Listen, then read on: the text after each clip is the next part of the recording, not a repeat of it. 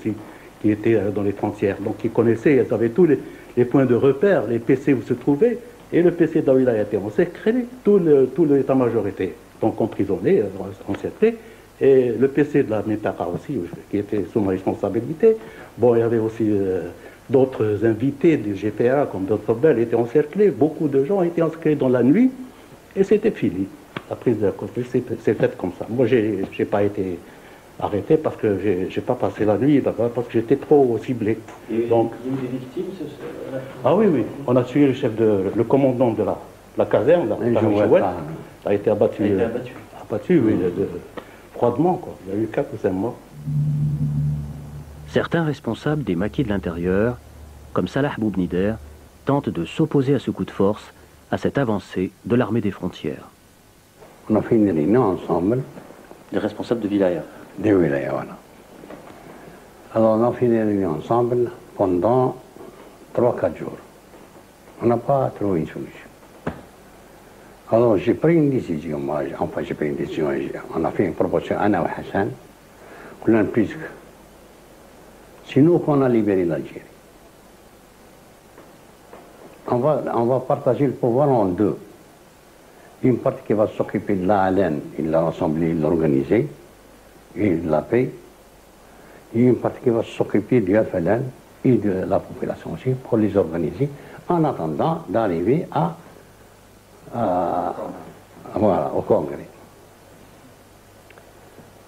Alors on a proposé la proposition, ça a été accepté par tout le monde.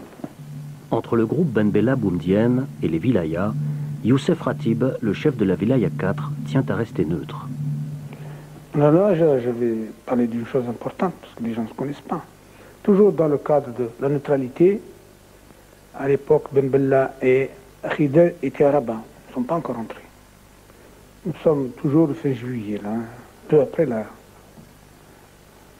Donc, de ma propre initiative, j'ai pris, en accord avec le colonel Mohamed Hadla III, on a pris un avion de l'exécutif, on a été rendre visite aux deux responsables à Rabat, pour essayer justement d'arranger les choses, en disant que, attention, les gens sont armés, on risque la guerre civile, on n'est pas encore concerné, nous, du neutre. On risque la guerre civile, là, c'est malheureux à dire, mais on a entendu des choses qui font peur, c'est-à-dire que la déclaration a été la suivante, c'est que nous prendrons le pouvoir, quel que soit le prix, quel qu'en soit le prix. Je l'ai entendu de mes propres oreilles. Le pouvoir à tout prix. Ahmed Ben Bella pénètre dans Alger le 3 août, pratiquement sans opposition sérieuse. Le GPRA se disloque. À partir du moment où c'est la force qui a primé, et il est là, il y a un bureau politique, on va le voir. Et on lui dit, bon, mais qu'est-ce que tu veux faire? La première des choses, il dit, remettez l'argent qui reste à un tel. On dit, très bien, cet argent n'est pas le nôtre, hein. C'est les restes, c'était des cotisations, je crois, des 2 ou 3 derniers mois de la fédération, qui n'avaient pas eu le temps d'être transmises par la voie normale. Monsieur Ben Bella désigne quelqu'un qui part avec Omar Boudaoud en Suisse et il lui fait la passation des comptes, etc. Il obtient le quitus et puis nous ne sommes plus rien. C'est fini.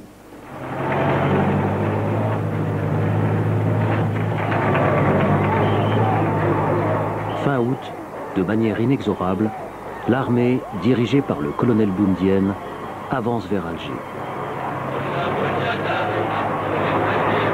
Parallèlement à cela, les services de renseignement, qui étaient ce qu'on appelle la base d'Idouche, où il y avait des centaines d'universitaires qui travaillaient dans les laboratoires de la police politique, tous les agents de Boussouf sont rentrés par le désert sur Alger, de connivence avec l'armée. Donc c'est cet instrument, disons, politique dont disposait l'armée qui, en définitive, a facilité la prise d'Alger. Moi, je ne vous cache pas que, personnellement, moi, j'étais partagé. Il y avait tous les effets de cette politisation que nous avons eue du temps où nous étions sur la frontière, parce qu'il y avait des idées, il y avait une vision d'Algérie, on avançait déjà l'idée de la révolution populaire, les grandes transformations. Nous allions œuvrer pour transformer, pour changer radicalement la situation de la vie des paysans, des pauvres. C'est comme ça que nous concevions le socialisme. Donc, changer les choses, travailler pour les petites gens, essayer de payer une dette vis-à-vis des paysans qui nous ont hébergés, qui nous ont guidés. Ça, c'était... je pensais à ça, mais je pensais aussi à autre chose. Je me suis dit, moi, l'Algérie est indépendante, j'ai arrêté mes études.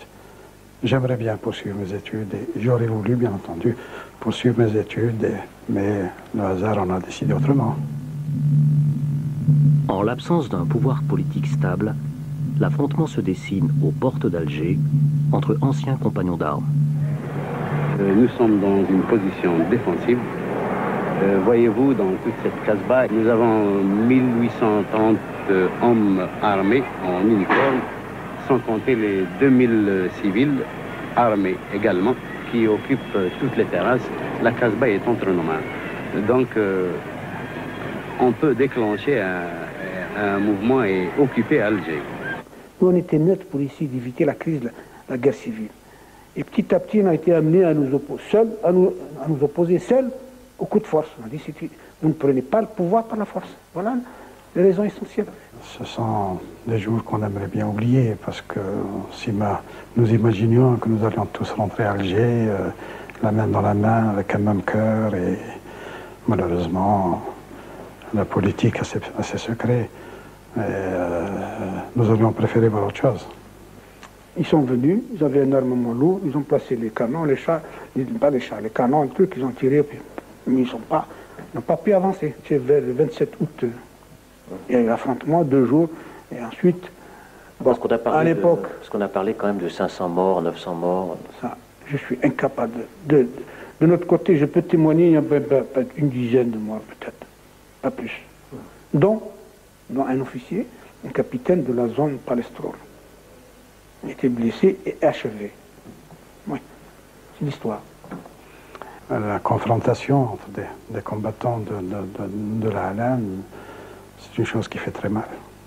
Nous faisons un appel à tous les dirigeants qui sont en ce moment pour qu'ils soient unis. Nous ne voulons pas crier vive un tel ou vive un tel. C'est le peuple qui commande tout, c'est le peuple qui a combattu pour la révolution, c'est lui qui l'a construite de ses mains. Le peuple ne comprenait rien, c'est l'erreur justement du peuple. L'erreur. Et nous, on n'avait pas le temps d'expliquer tout ça à la crise. Alors on s'est retrouvés seuls. Voilà les raisons. Mais on pouvait tenir avec les moyens qu'on avait, la force. Mais dans quel objectif politique? Donc il y a un accord sur le feu comme ça. Et je suis parti moi-même avec Ben Bella, avec un hélicoptère, aux 3 points que j'ai cités pour faire respecter le cessez-le-feu.